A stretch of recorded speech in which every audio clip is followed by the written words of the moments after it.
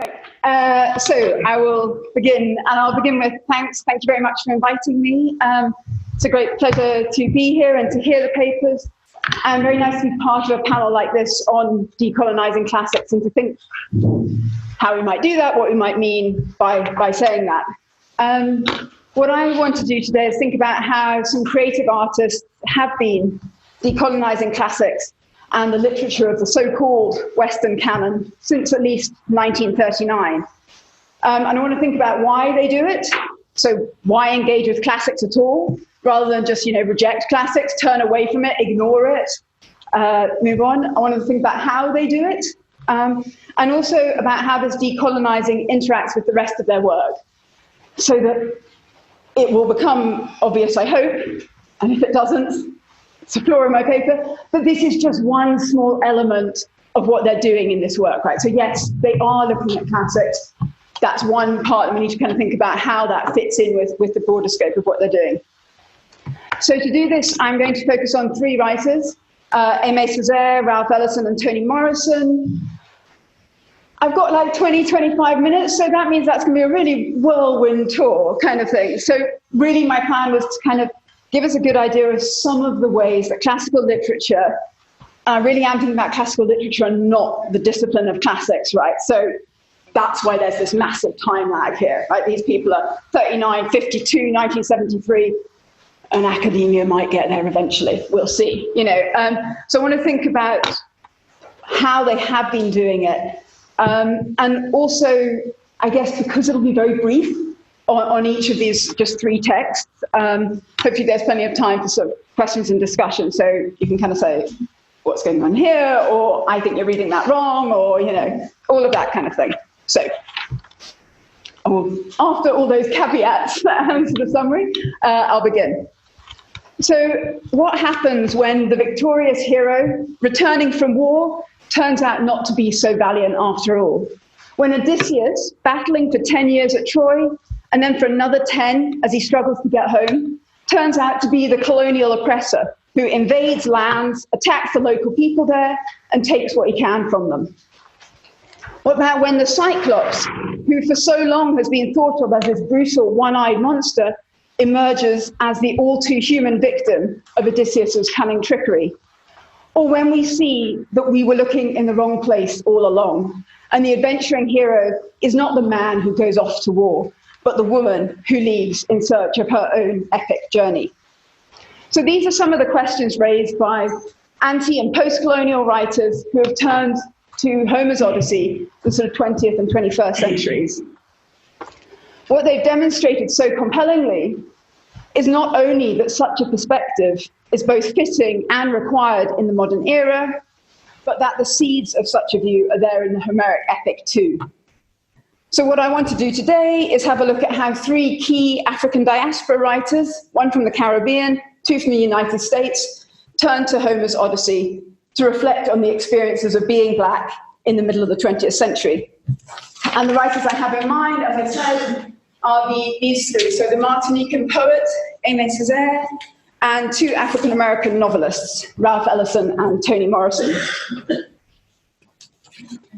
And of their works, I'm just going to look at three in particular. Hopefully on the slide here. Okay, yeah, here are the covers. So Cesares' long poem from 1939, sort of often rewritten, but usually seen as the canonical 1939, Cahiers du Retour au Pays Natal, so Notebook of a Return to My Native Land. That's how these guys translate it. People do a sort of slightly different version, but I guess the Cahiers bit and the notebook bit tells you it's a work in progress. I mean, it always identifies itself as being a work in progress. Ralph Ellison's 1952 novel, Invisible Man, and Toni Morrison's 1973 novel, Silla. I realize that might be a peculiarity. Usually when classicists are thinking about Toni Morrison, you've got Beloved and Medea, but other people have talked about that very fascinatingly, so I didn't want to sort of think about that one here. So, apologies to classicists who know some of the bits, but a couple of, only two Greek words that I will use, I will gloss, because I can't bear it when somebody says something that I'm then lost for the rest of the paper. So for the ancient Greeks, nostos, so your homecoming, that's what the word nostos means. Nostos is key. And the word nostos is where we get our word nostalgia from. So kind of the pain of returning home in some sense. And in ancient Greece, if you went off to war, your nostos, whether or not you'll make it home again, was under a kind of double threat. So not only might you be killed in battle, but if you did survive, then the very journey home was likely to be perilous. The dangers of that journey is what we see dramatized in Homer's Odyssey. And even once Odysseus is home, which in a sense happens halfway through the epic, right? He reaches Ithaca, his home, in book 13 out of the total of 24 books. Even when he's there, he's not safe yet. So having been away for 20 years, Odysseus needs to reassert his place as king of the island, husband to Penelope, father to Telemachus, and son to Laertes. And not until he's recognized once more in all of those kind of roles can he be considered to be home and to have achieved his nostos. And even then, the Odyssey gives us a kind of tantalizing loose end, because we know that he needs to go off on one more journey to a place that's so far inland that his oar will be mistaken for a winnowing fan. He's been told that by the prophets in the underworld. And poor Odysseus, we might think, right? And poor Penelope too. No sooner is she reunited with her husband after 20 years, then he tells her he needs to set off on that one last journey. It's like right that very evening. He's like, sorry, love, but I'm off. Tennyson, Alfred Lord Tennyson, you might recall, was buying none of this. So in his poem Ulysses from 1833, the hero Ulysses being, the Roman name for Odysseus, Ulysses has basically clearly got a case of itchy feet. He's bored at home and he wants to go adventuring once more. So this little quote that you might sort of know, come, my friends, 'tis not too late to seek a newer world. Push off, and sitting well in order, smite the sounding furrows. For my purpose holds to sail beyond the sunset and the baths of all the western stars until I die. He's home, right? He's already back in Ithaca, and he's like, we could go again. Tennyson's Ulysses, in other words, achieves his nostos, his homecoming, and discovers that it was adventure, not a homecoming, that he was seeking all along. And if we look closely at Homer's Odyssey, there are more than a few hints of this in the ancient epic too. So the predominant reading of the Odyssey has always been that Odysseus is driven onward by his overwhelming desire to get home. And why is it such a sort of dominating image? Because Odysseus keeps telling us that throughout the epic. I must get home. I want to get home to Penelope. That's what I'm after. And he tells us, as the readers, the listeners, if we were ancient, the readers or the listeners, and he tells that to the characters within the epic as well. But the epic also makes clear, and this impression is consolidated by the very existence of the poem, that Odysseus also wants fame. He wants kleos in Greek. Should I put that? There we go. Those two words there. So he wants the two of them together, right? What makes Odysseus such a great hero that he warrants his own epic, the Odyssey, is that he achieves what a figure like Achilles failed to do. So Achilles is given a choice, right? Remember this? You can either have a short and a glorious life full of deeds for which you will always be remembered, or you can have a long, peaceful life, but you'll be forgotten as soon as you die. Achilles, we know, obviously, because we know of Achilles, so he clearly chose the one of the famous life, short, famous life. But Odysseus is remarkable because he gets both of these ones here, right? In the Greek terms, he gets his kleos and his nostos, all the fame and the safe return home. If Odysseus hadn't been distracted by wishing to find out more about the various lands he encountered, if he hadn't wanted to return home with an even greater haul of treasure, mind you, often stolen from the lands that he passes by and attacks and invades on his way home, if he hadn't done that each time, he could have got home a lot sooner. So a homecoming without fame is not Odysseus's choice, for all that he keeps protesting that Ithaca, Penelope, Laertes, and Telemachus are his central concerns.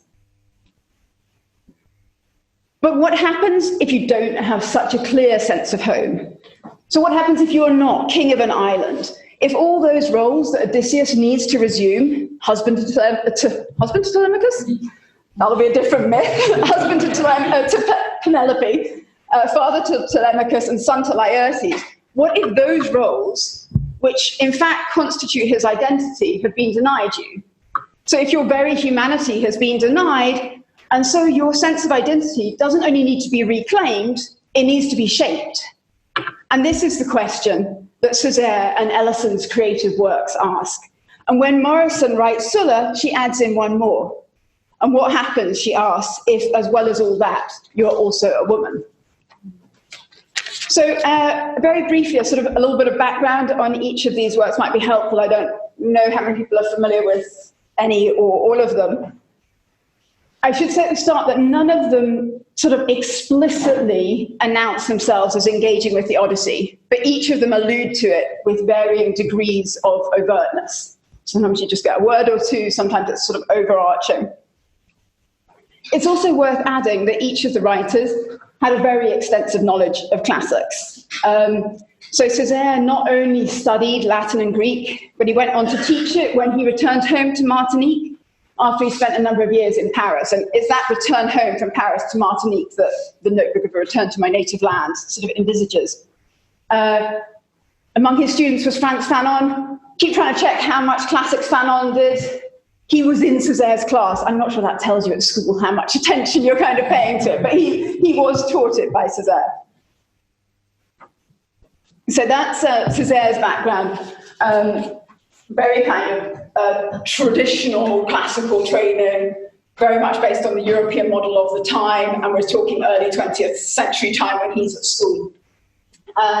Ellison has a bit of a different view, another perspective. This is from his very brilliant essay, I think, Change the Joke and Slip the Yoke, which the title obviously tells you what he's thinking. Take something that we know, do something different, and it no longer has to be this oppressive kind of force. So for Ellison, he said, I knew the trickster Ulysses just as early as I knew the wily rabbit of Negro American law. And I could easily imagine myself a pint-sized Ulysses, but hardly a rabbit, no matter how human and resourceful or Negro. My point is that the Negro American writer is also an heir of the human experience, which is literature. And this might well be more important to him than his living folk tradition.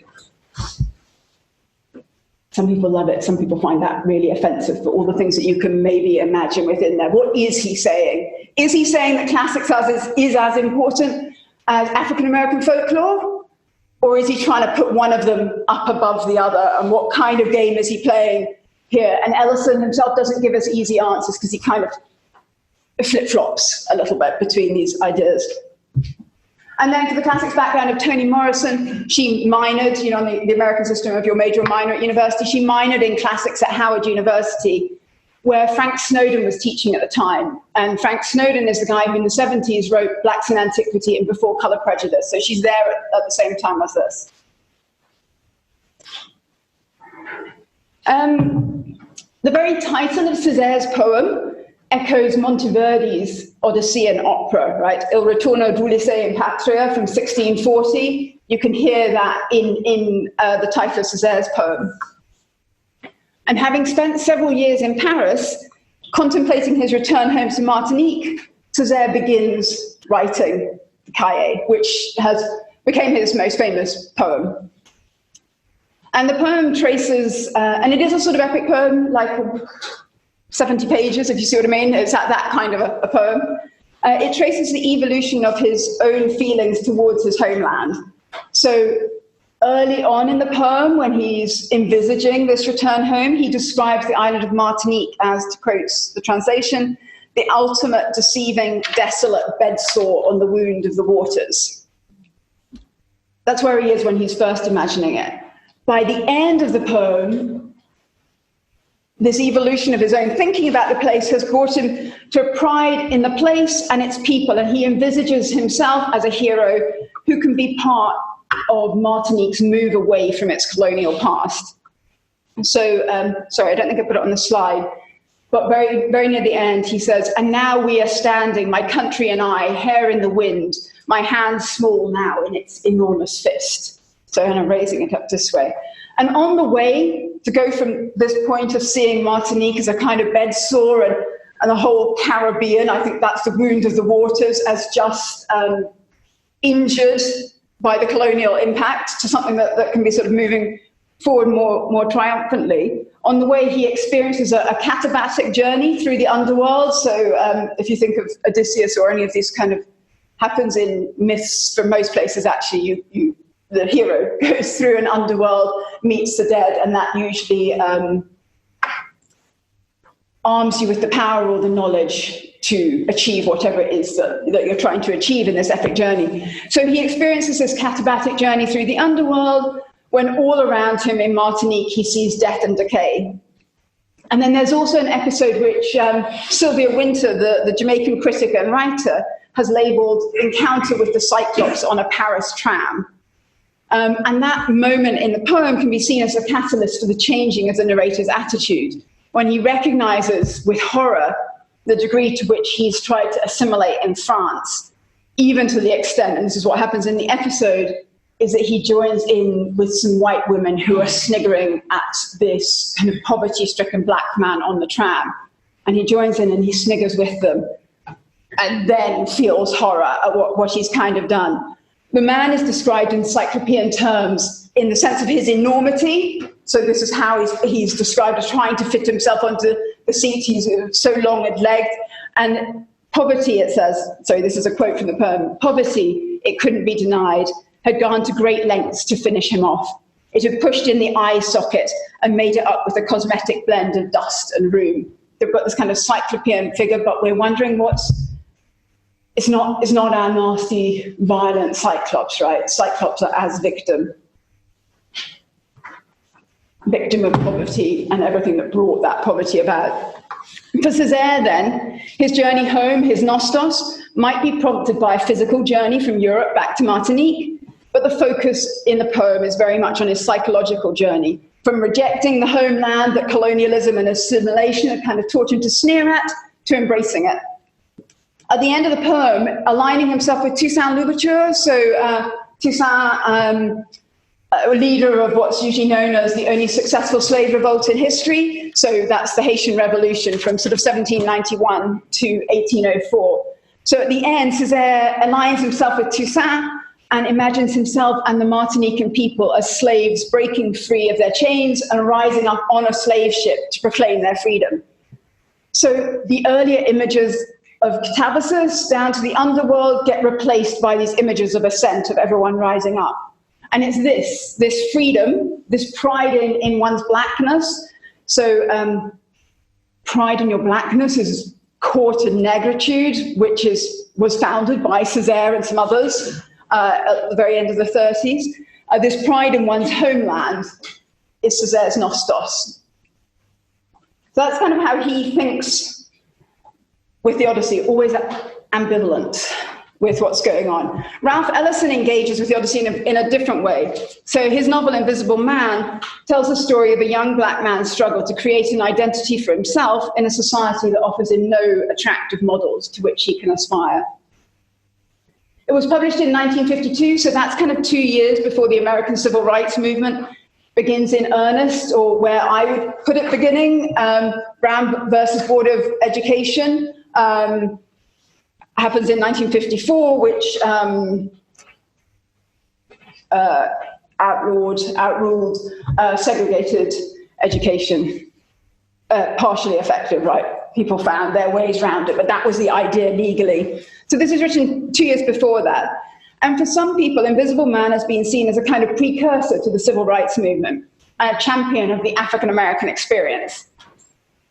And for others, it was seen as not nearly political or angry enough. So it really divided opinions when it came out. The novel both begins and ends underground.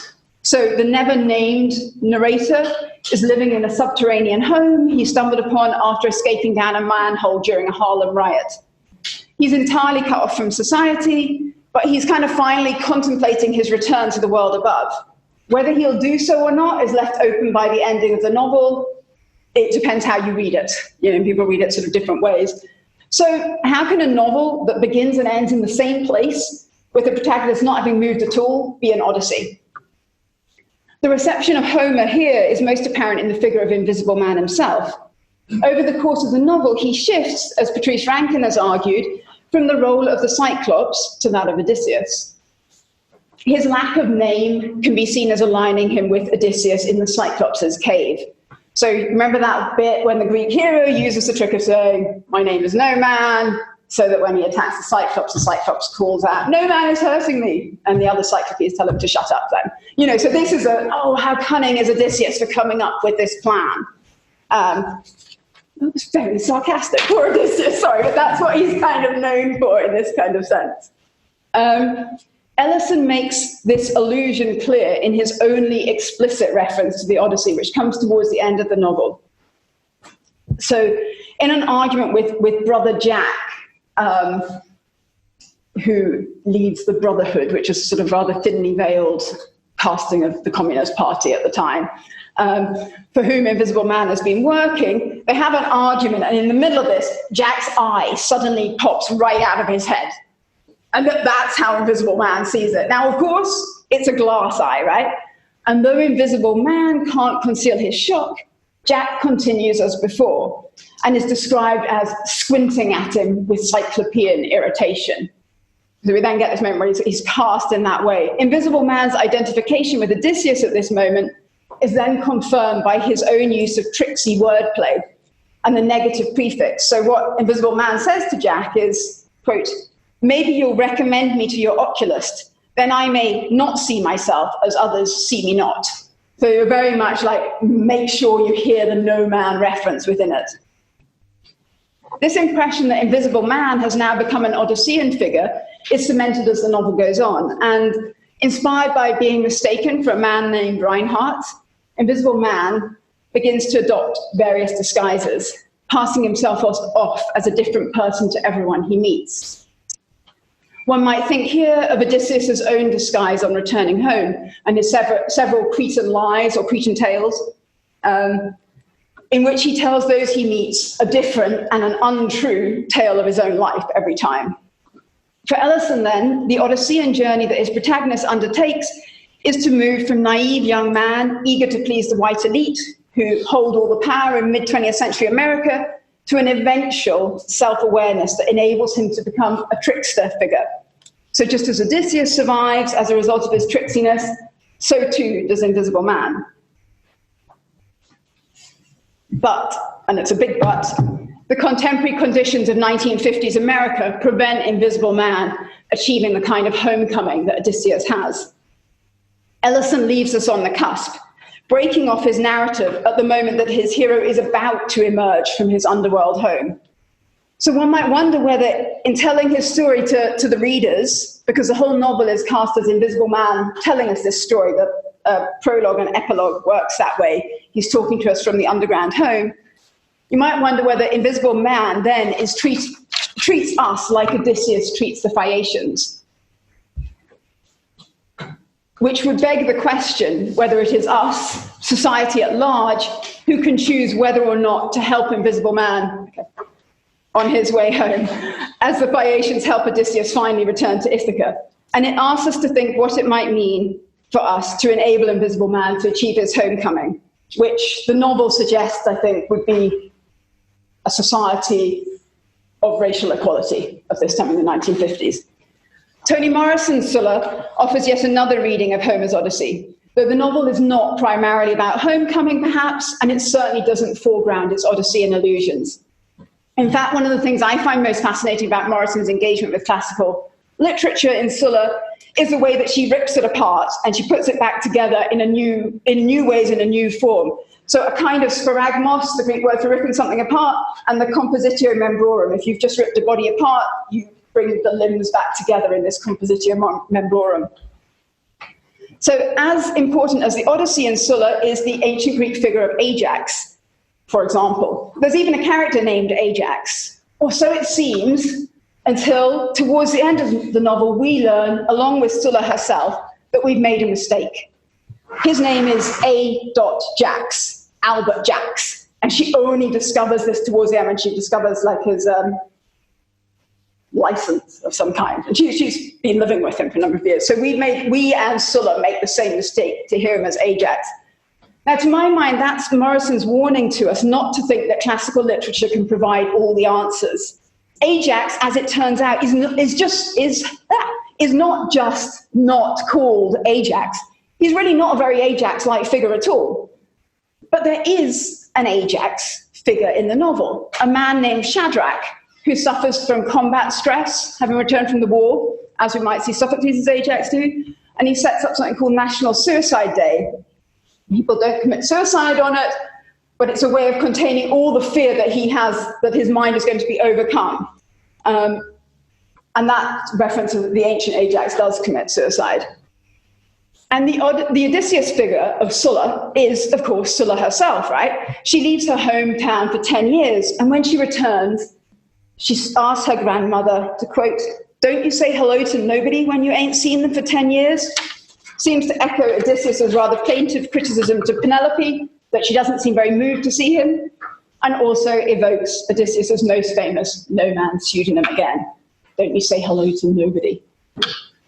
Karen Stein has argued that Morrison grounds Silla in the epic tradition, but she uses ironic reversals of epic expectations to create a new kind of heroism that will encompass the lives of Black women.